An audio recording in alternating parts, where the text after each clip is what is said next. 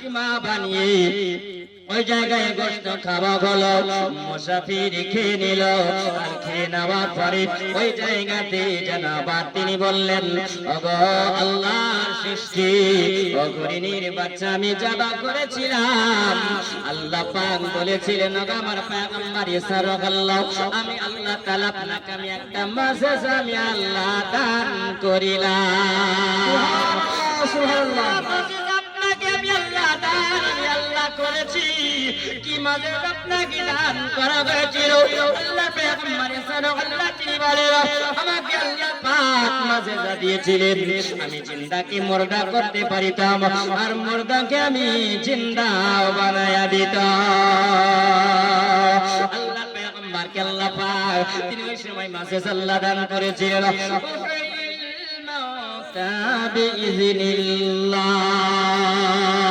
উনি যদি বলতেন, হে বান্দা বান্দিরা তোমরা জিন্দা হয়ে যাও আল্লাহর হুকুমে, তো জিন্দা হয়ে যেত। তখন আল্লাহ পয়গম্বর সাল্লাল্লাহু তিনি বলেন, হে হরিণীর বাচ্চা আমি তোমাকে যাবে করেছি। আল্লাহ তাআলা বলেছেন, ওয়াতুখরিজুল হাইয়া মিনাল মাইয়াতি ওয়াতুখরিজুল হাইয়া মিনাল মাইয়াতি যুরিবুন সুবহানাল্লাহ। জিন্দাকে আল্লাহ মুর্দা করে দেয়, আর মুর্দাকে আল্লাহ জিন্দা বানায়া দেয়। মৃত্যুর ভিতর দিয়ে আল্লাহ পাক জীবিতকে প্রবেশ করায়, আর মৃত্যুর ভিতর দিয়ে জীবিতকে প্রবেশ করিয়ে দেয়। আর মৃত জীবিত ব্যক্তির ভিতর দিয়ে আল্লাহ পাক মৃত্যুকে আল্লাহ প্রবেশ করায়। জোরে বলুন সুবহানাল্লাহ। তুলুজুল লাইলা ফিন নাহারি তুলুজুন নাহারা। আল্লাহ পাক রব্বুল আলামিন বলেন, আমি আল্লাহ রাত আমি আল্লাহ বানিয়েছি, রাতকে আমি আল্লাহ দিনের মাধ্যম দিয়ে আল্লাহ প্রবেশ আমি করাই। আমি আল্লাহ তাআলা দিনের মাধ্যম দিয়ে আমি আল্লাহ রাতকে আমি আল্লাহ প্রবেশ করাই। জোরে বলুন সুবহানাল্লাহ। হে বাবাজিরা আমার শোনা বাণী কিরা, আল্লাহ পাকের নবী সাল্লাল্লাহু তিনি বলেন, আমি ওই সময় যে বললাম মুহিল মাউতা বিদিনিল্লাহ, আল্লাহ রাস্তায় তুমি জিন্দা হয়ে যাও। যেমনি বলা তেমনি জিন্দা হয়ে গেল।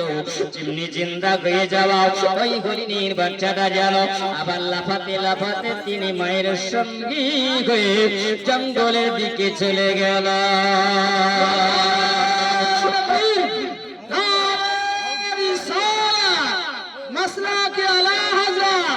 জীবনী বক্তা হাফেজে কারি আব্দুল আহাদ সাহেব, নারে তাকবীর।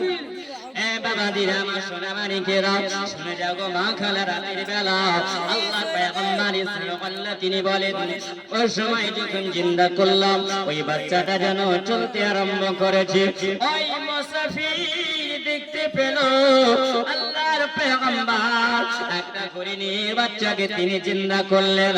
আবার তিনি যখন যাবে করে দেওয়ার পরে গোশত বানালেন, গোশত বানিয়ে একই সঙ্গে আমরা খেয়ে নিলাম। আবার দেখলাম তিনি জিন্দাও বানালেন, তিনি জিন্দাও করলেন।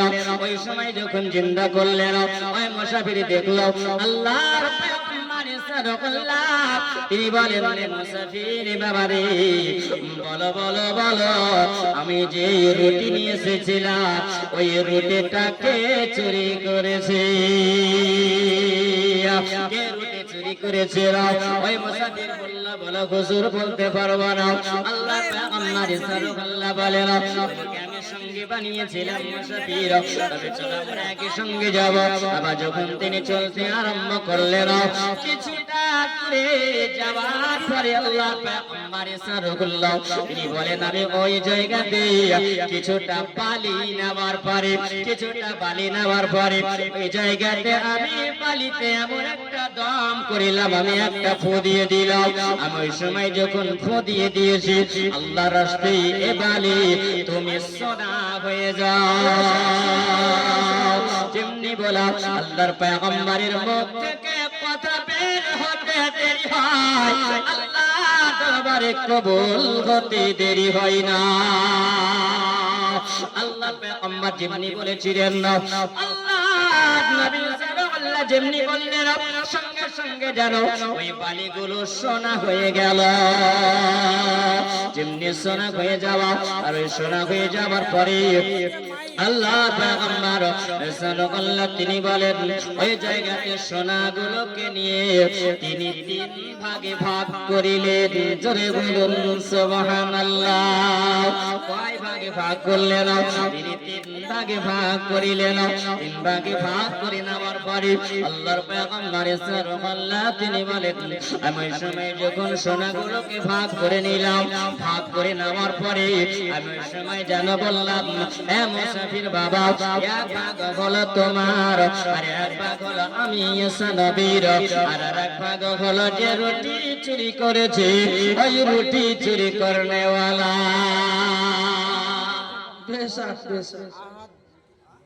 রুটি চুরি করনেওয়ালা তিনি মুসাফির। তিনি বলছেন এ বাবা, ও আল্লাহর পয়গম্বর, যিনি রুটি চুরি করেছেন তিনি তো এখানে না, তারপরে যে রুটি চুরি করেছে সেই মানুষটাকে তো চিনি নাও, সেই মানুষটাকে তো দেখি নাও, তারপরে বলো ওই মানুষটা কেমন করে সোনার ভাগীদার হতে পারে, ওই মানুষটা সোনা কেমন করে নিতে পারে। আল্লাহর পয়গম্বর তিনি বলেন আমি জানতাম কে চুরি করেছে, তোমাদের ঈমান পরীক্ষা করার জন্য আমি আল্লাহর পয়গম্বর সাল্লাল্লাহু এই জায়গাতে আমি মুজিজা দেখালাম। জোরে বলুন সুবহানাল্লাহ। এ মুসলমান সোনামারি জওয়ান যুবকেরা খেয়াল করো, মা জননীরা খেয়াল করো, মাও ঈমান কেমন জিনিস আর ঈমান কেমন করে তুমি রাখবে। আল্লাহর নবী সাল্লাল্লাহু আলাইহি ওয়াসাল্লাম বলেছেন ঈমান যদি বাঁচাতে হয় তাহলে তোমরা জবান সামাল দিয়ে দাও। এ বাবা আমার সোনাবাড়ি কেরাও, এ জান যুবকেরা শোনো, যেমনি আমার আল্লাহর পয়গম্বর সাল্লাল্লাহু তিনি তিন ভাগে ভাগ যখন তিনি করলেন, তিনি বললেন আমার হলো এক ভাগ, এ মুসাফির তোমার হলো এক ভাগ, আর এক ভাগ যিনি হলেন তিনি হলেন কি দিয়েছে সুবহানাল্লাহ। নারে তাকবীর, নারে রিসালাত, মুস্তাক আলা হযরত 1000 টাকার দাতা বিনামে তিনি দিয়েছেন। এ বাবা সোনাবাড়ি কেরাও শুনে যাও গো মা খালা রাতের বেলাতে মা। এ ওই যুবকটা মুসাফির বলতে লাগলো, যখন দেখা হলো মুসাফির মনে মনে চিন্তা করে ও আল্লাহর পয়গম্বর চুরি চুরি করনেওয়ালা কেউ নয়, রুটি চুরি যদি করেছে তো আমার সামনে যিনি দাঁড়িয়ে আছেন না তিনি বলেন মুসাফির আমি রুটিটা চুরি করেছিলাম।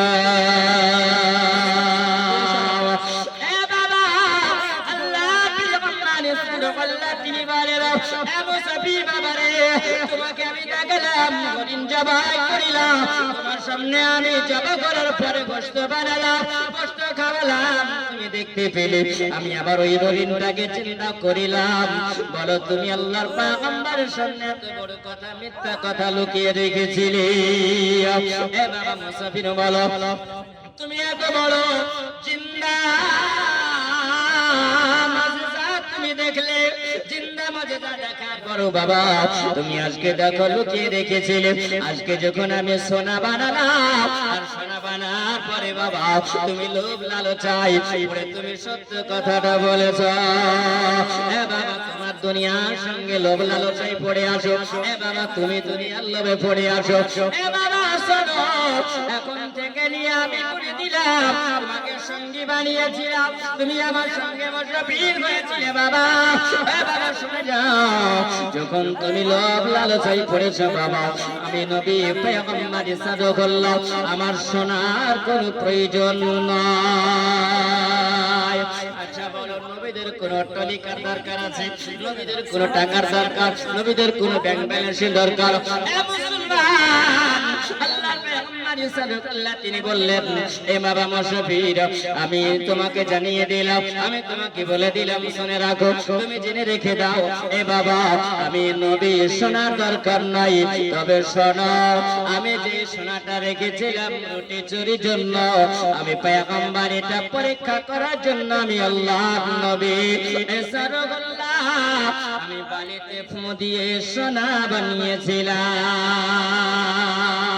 আমি সোনা বানিয়েছিলাম এ বাবা তুমি সব সোনা নাও কারণ তুমি হলে এক মুসাফির আর একদিকে হলে তুমি চোর আল্লাহুম্মা সাল্লি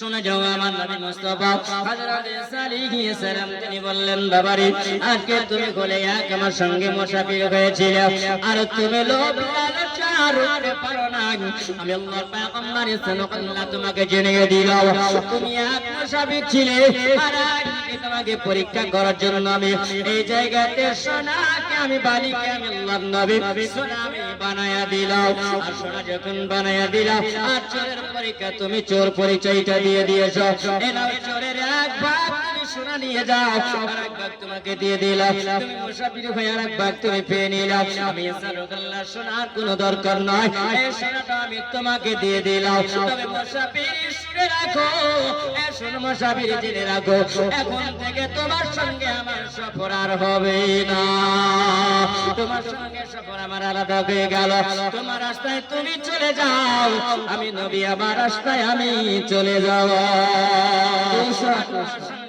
আমার সম্পর্ক থাকবে না তোমার রাস্তায় তুমি যাবে আমার রাস্তায় আমি চলে যাব কারণ মুসলমানদের এমন দুনিয়া এসেছি বাবা আজকে শুনে যাও গো মা খালাও কারণ এই জন্য বলি গো মা এই জন্য বলি গো মা ইমানটাকে কঠিন হয়ে যাবে মা কচুর পাতা যদি তুমি পানি দিয়ে দাও ওই কচুর পাতাতে কি পানি দাঁড়াবে এ বাবা পানি দাঁড়াবে না তোমার ইমানটা এরকম হয়ে যাবে বাবারে এই দুনিয়ার লালন এই দুনিয়ার মহাব্বত তুমি যদি পড়ে যাও রে বাবা এই দুনিয়ার মহাব্বত তোমার দুনিয়া তোমাকে শেষ করে দেবে কারণ দুনিয়া তোমার আপন নয় এই দুনিয়া তোমার আপন নয় এই দুনিয়াগুলো মিথ্যা এই দুনিয়াকে তুমি আপন বানায়ো না যিনি তোমার ভাবে গো আপন তিনি হবেন আমার কলি কমলি বলা গো জনাবে মুহাম্মদুর রাসূলুল্লাহ তুমি যদি নবী মারা যদি হও এই নবী আশিক যদি হও তোমার কবর ভালো হবে তোমার হাসর ভালো হবে তোমার মিজান ভালো হবে তোমার মুশিরাত ভালো হবে তুমি যদি নবী ওয়ালা হয়ে যাও এ বাবা ওইখান থেকে যখন নিসাবুল্লাহ রাস্তা যখন ভাগ হয়ে গেল উনি বললেন যে সোনাগুলো নিয়ে পকেটে ভরে নিয়ে তিনি মনের আনন্দতে চলতে আছে এ বাবা বলো কার সোনা পেলে পারে মনে আনন্দ হবে না বলেন সোনা যার আছে তার মহব্বত আসে না নাই বাবা আপনার পকেটে যদি 10,000 টাকা যদি থাকে আপনার মনে আনন্দ হবে না হবে না এ বাবা আপনার ব্যাংকে যদি থাকে বাবা তাহলে আপনার ভালো হবে না হবে আপনাকে ভালো লাগবে না লাগবে না আপনাকে ভালো লাগবে আপনার মনে আনন্দ হবে এ বাবা রে শুনে না আমার নবী বলেছেন আর দুনিয়া গো সিজনুল মুমিনিনা জান্নাতুল কাফিরা এ বাবা শুনো যারা দুনিয়াকে মহব্বত করে নিয়ে এই দুনিয়াকে ভালোবেসে নিবে আল্লাহর নবী বলেছেন তাদের জন্য এই দুনিয়াটা হবে আরামের জায়গা এ বাবা রে আজকে তুমি যদি দুনিয়াকে মহব্বত যদি করো এইভাবে এটা তোমার জন্য আরামের জায়গা এ বাবা না না না শুনে যাও গো মা জননী এ जवान যুবকেরাও দুনিয়ার মহব্বত যে করনে वाला হবে এই দুনিয়া মহব্বত যদি তুমি করো বাবারে তাহলে তোমার দুনিয়াটা হবে আরামের জন্য ও বাবা তুমি যদি আখিরাতকে যদি ভাবো ও বাবা তাহলে শুনে যাও গো তোমার এই দুনিয়াটা হবে তোমার জন্য কয়েদখানা এই জন্য তো কবি বলে এ বাবারা কারণ দুনিয়ার ব্যক্তি যারা মোহাম্মদ করনে वाला হবে তাদের জন্য ভালো হবে না তাদের জন্য খারাপ হবে এ বাবারে তুমি যদি দুনিয়ার মোহাব্বত না করো তুমি যদি আল্লাহ রাসূলের প্রেমে মজে যাও আমার নবীর সঙ্গে প্রেম যদি করো আল্লাহর প্রেমে যদি তুমি পড়ে যাও এ বাবা তাহলে তোমার আখিরাতটা ভালো হয়ে যাবে সুবহানাল্লাহ এই জন্য কবি বলেন কোন कहता है মুমিন মর গয়া এ বাবা শোনো মুমিন কোন সময় মরে না মুমিনেরা মরে না এই জন্য বলেন কোন कहता है মুমিন মর গয়া कैद अपना घर छोड़कर कैद छोड़कर अपना घर गया जरे बोलूं सुभानअल्लाह মুমিন মরে না মুমিনেরা দুনিয়া ছেড়ে চলে যায় এই জেলখানা থেকে তারা বিদায় নিয়ে চলে যায় তাই চলে যায় বাবা তারা চলে যায় ওই কবরে আপন ঘরে তারা চলে যায় জোরে বলুন সুবহানাল্লাহ ওইখান থেকে মনের আনন্দতে ওই মুসাফির করলো কি সোনাগুলো নেওয়ার পরে পকেটে করে ভরে দিয়া জায়গাতে বাবা মনের আনন্দতে মৃত্যুতে আছে রাস্তায় দিয়ে চলে যায় মনের আনন্দে পকেটে সোনা আছে মনে বড় খুশি হয়েছে মনের আনন্দতে গুনগুন করে আওয়াজ দিয়ে চলতে আরম্ভ করেছে যেমনি বাবা চলে যাওয়া ওই জায়গাতে দেখা গেল আর দুইজন ডাকাত এসে দাঁড়ায়া গেল যেমনি বাবা দুইজন ডাকাত এসে ধরা তারা চিন্তা করলো বাবারে এই রাস্তা দিয়ে তো কেউ আসে না একজন ব্যক্তি আছে এই মানুষটাকে ধরো এর কাছে যদি কিছু পাওয়া যায় তাহলে পরে আমরা কি করব আমরা ওর কাছ থেকে পয়সাগুলোকে নিয়ে নেব টাকাগুলো নিয়ে নেব সোনা মাত্রা ধন দৌলত যদি থাকে তাহলে ওই জায়গায় আমরা ছিনিয়ে নেব তাদের কাজ ছিল বাবা ওই জায়গাতে মানুষের কাছ থেকে টাকা পয়সা কেড়ে নেওয়া ডাকাতের কাজ কি বাবা ডাকাতের কাজ হলো রাস্তায় মানুষকে দেখলে পারে তারা ওই সময় ধরে গাছের সঙ্গে বেঁধে তুমের সঙ্গে বেঁধে পিরারের সঙ্গে তারা বেঁধে ওই সময় তাদের কাছ থেকে কিছু টাকা পয়সাকে নিয়ে নেওয়া তাই না ওটাই হলো তাদের কাজ তারা বললে কি মানুষটাকে ধরো যেমনি বাবা সামনে আসা ওই সময়তে জানো বাবারে তাকে গপ করে ধরে নেবার পরে উনি বলতেছেন বাবা তোমরা কে গো আমি তো তোমাদেরকে চিনি না তারা বলছে বলো তোমার কাছে কি আছে তুমি বলো টাকা আছে না পয়সা আছে তোমার কাছে কি আছে তুমি বলো উনি বলছেন বাবা তোমরা কি বলো বলছেন বাবারে আমরা এই রাস্তাতে দাঁড়িয়ে থাকি আমরা যে মানুষেরা রাস্তা দিয়ে যায় এই মানুষেরাকে ধরে আমরা টাকা পয়সা গুলো আমরা চিন্তাই করে নি এটা হলো আমাদের পেশা এটা গুলো আমাদের কর্ম তখন বলতেছেন বাবা আমি তো একজন চোর আমি মিথ্যা কথা বলবো না তবে সরো তোমার কাছে কি মাল আছে তোমরা বলো তুমি বলে দাও তখন ওই মানুষটা বলছেন বাবারে আমি মিথ্যা কথা বলবো না সত্য কথা বলবো মনে মনে চিন্তা করছি চিন্তা করে বলে বাবা শোনো তুমি যদি আমাদেরকে যদি না বলো এই যে দেখতে পাওয়া যায় চাকু দেখতে পাও এই জায়গায় পয়সা দেখতে পাও ফসল দেখতে পাওয়া যায় এই চাকু দিয়ে তোমাকে শেষ করে দিবা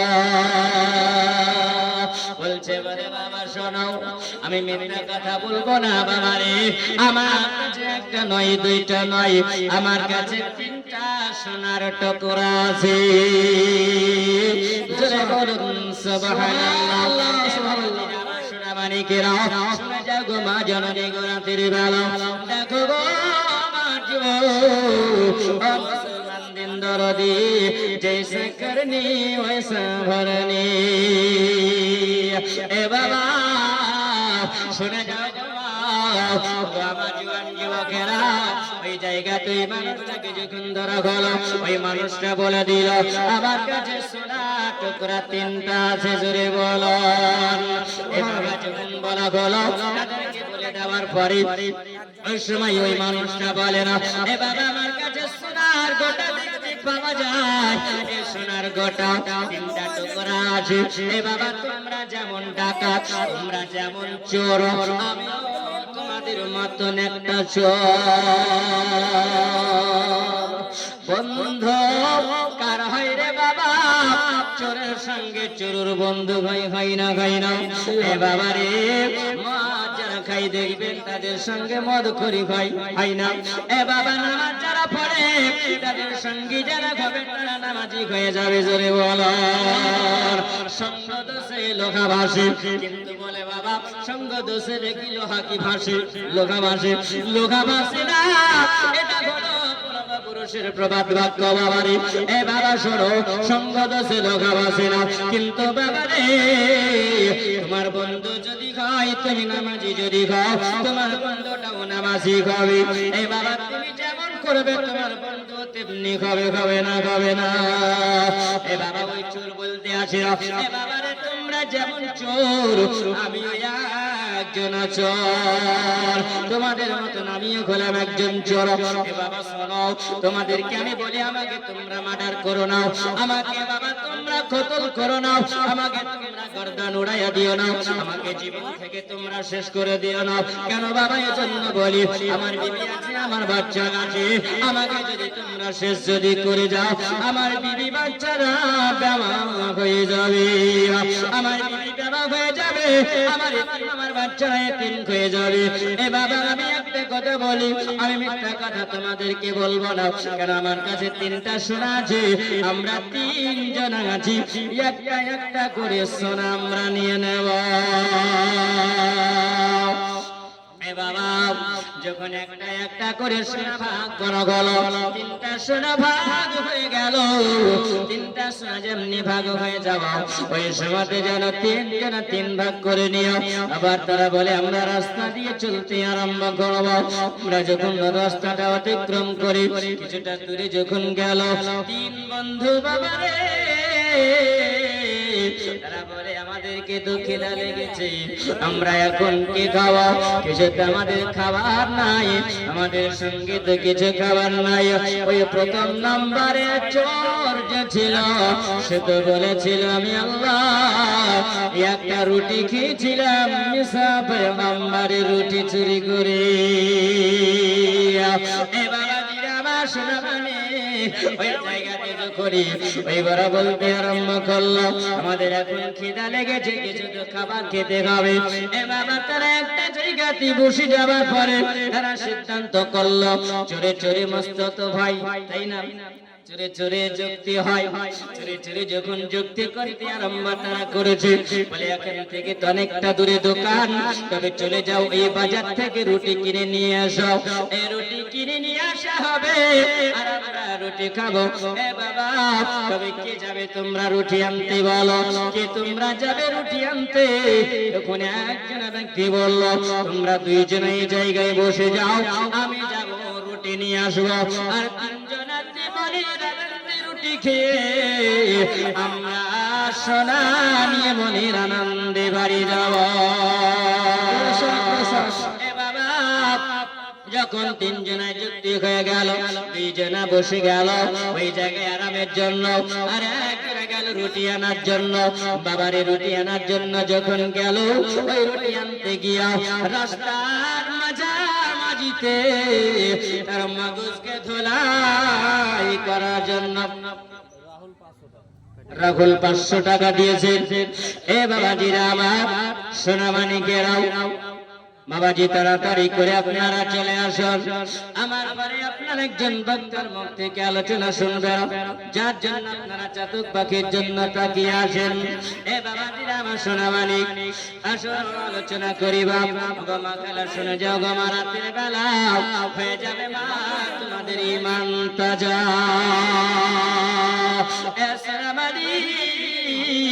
ওই মানুষটা যখন কিছুটা দূরে রাস্তায় গেল, আর রাস্তায় দূরে যাওয়ার পরে ওই জায়গাতে তার মগজ ধুলাই করতে আরম্ভ করেছে। জোরে বলেন এ বাবাকে তোমার মগজ ধুলাই করে আল্লাহ পাক রব্বুল আলামিন তিনি বলেছেন ইয়া আইয়ুহাল্লাযীনা আমানু দুখুলু ফিস-সিলমি কাফা ওয়া লা তাত্তাবিউ খুতুওয়াতিশ শাইতান ইন্নাহু লাকুম আদুউম মুবিন।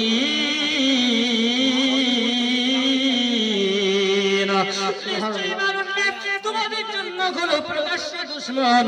তিনি ভাবে শয়তান, যে শয়তান তোমাদের জন্য হলো প্রকাশ্য দুশমন।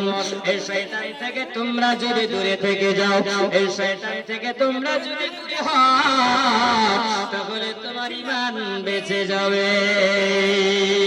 এ বাবা তুমি করবে আল্লাহ পাক আমার নয় বলেছেন ইন্নামাল আমালু বিন্নিয়াত। বাবারে তোমার নিয়ত যদি ভালো হয় ভালো হবে। জোরে বলুন সুবহানাল্লাহ। তোমার নিয়ত যদি ভালো হয় সব ভালো হবে, আর তোমার নিয়ত যদি খারাপ হয় তোমার সব খারাপ হয়ে যাবে। বাবা তোমাকে আল্লাহ তাআলা এই যে আমাকে আপনাকে কলব আল্লাহ দিয়েছে, আল্লাহ বিবেক আল্লাহ দিয়েছে, আল্লাহ বুদ্ধি দিয়েছে। বাবারে এই বিবেকের সঙ্গে বুদ্ধির মাথা পরি করার জন্য আল্লাহ পাক দিয়েছেন। আল্লাহ বলে লাকুম ক্বালু লা ইয়াফকাহুনা বিহা।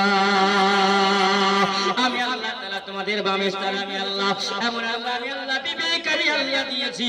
আর বিবেকের সঙ্গে মাথা পরি করার জন্য আমি আল্লাহ তোমাদেরকে আমি আল্লাহ জ্ঞান দিলাম। জোরে বলো এ বাবা আপনাকে আমাকে বলো বিবেক দিয়েছে না দেয়নি? আল্লাহ আল্লাহ বিবেক দিয়েছে। বাবা আপনি জানেন এই জায়গাতে আপনি এসে বসবেন, এই যে জলসা তালাতে আপনি বসে যান।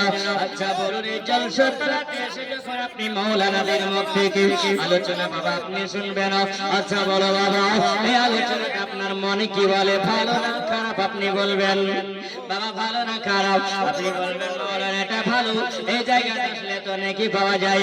এ বাবা আপনি যদি জলসা তালা থেকে মেলা তালাতে গিয়ে গান তালাতে গিয়ে যদি আপনি বসেন, আপনার বিবেক বলে ওই জায়গাতে রহমত হয় না জাহামত হবে।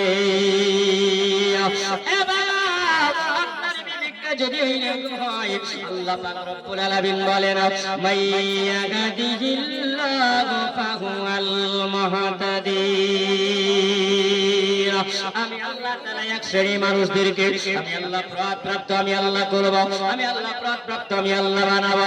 আর এক শ্রেণী মানুষদেরকে আমি আল্লাহ আমাইয়ুদলিল ফাউলাইকা হুমুল খাসিরুন। আমি আল্লাহ তাআলা এক শ্রেণী মানুষদেরকে আমি আল্লাহ পথভ্রষ্ট আমি আল্লাহ বানায়া দিই। ওই ব্যক্তিরা পথভ্রষ্ট হয়ে যায়।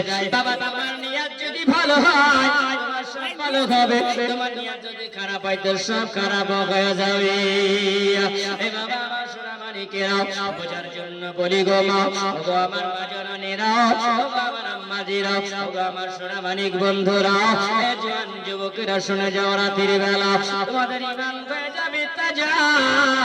আর ওই বান্দা আল্লাহর ওই বান্দাও ওই সময়তে মনে মনে চিন্তা করলো শয়তান এসে তার মগজটাকে ধুলাই করতে আরম্ভ করেছে।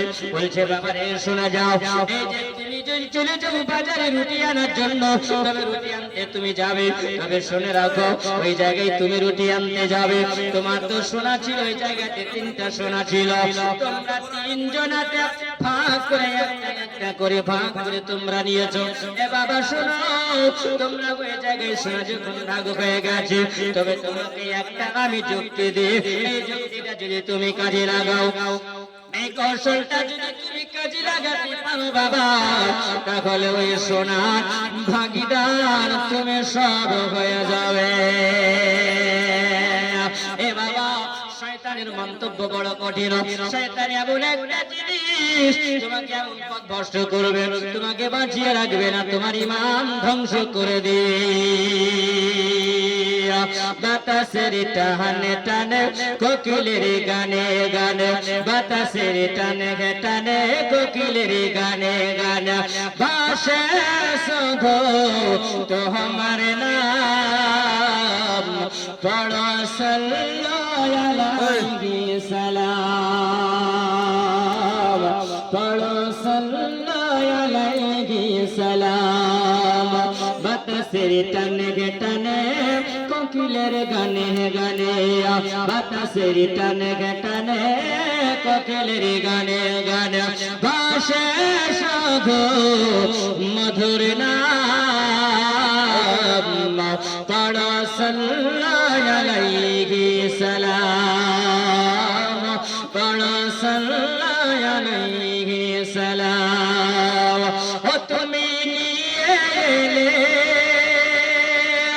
মোদের কাছে আলো ও তুমি নিয়ে